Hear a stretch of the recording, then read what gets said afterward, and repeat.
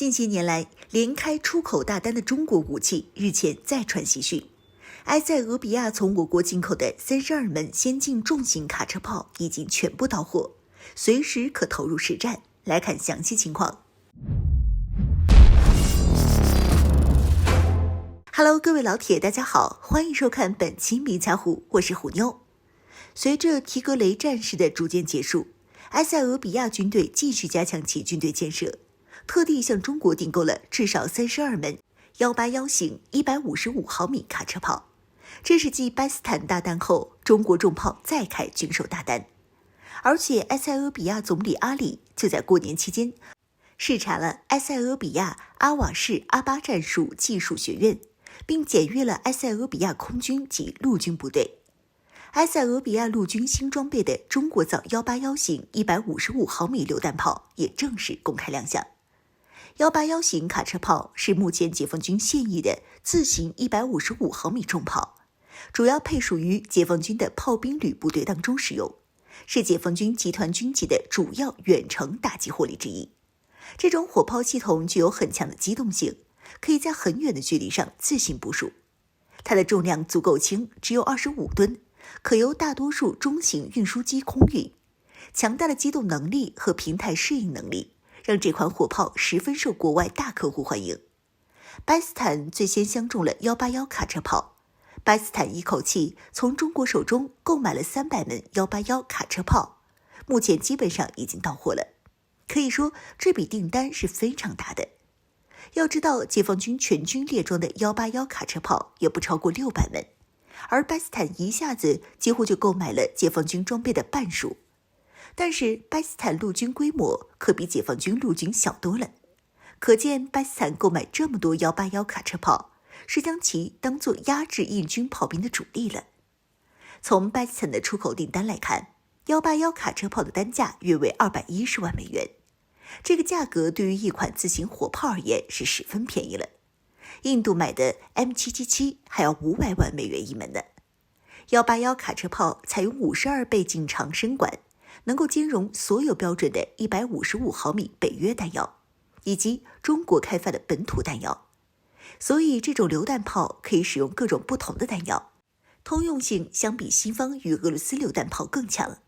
这种火炮系统能够进行直瞄射击和取射，采用火箭增程弹的话，最大射程可以达到71千米。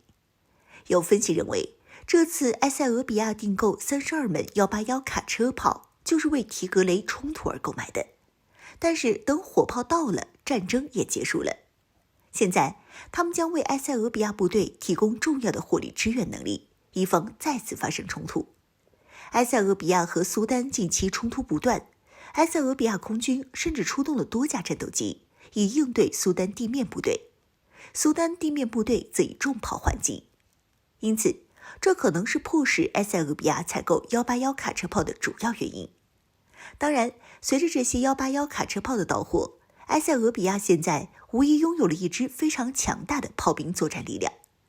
像181这种自动化程度极高的火炮，其先进的火控系统能够在接收上级指挥系统传输的射击命令后，会通过结合阵地坐标、气候温度、风速进行结算，自动调整炮口角度和高度射击，精度极高。再结合181卡车炮本身的电液系统驱动和半自动装弹系统，5分钟之内就可以进行数轮的急停射击，打了就跑，生存能力更加强悍。而且极端情况下，一人便可以完成操炮射击的整个过程。当然，181型卡车炮相比于一般的履带式自行火炮，在越野能力上较差，而且其露天操作的方式在一定程度上受到天气因素影响。但是现代卡车炮的机动性更加优秀，使用也更加灵活，可以与其组成高低搭配的配置。而且卡车炮的价格相比履带式自行火炮更便宜，其作战效能相比后者差距不大。因此，这也是西方和中国近几年陆续发展大口径卡车炮的原因之一。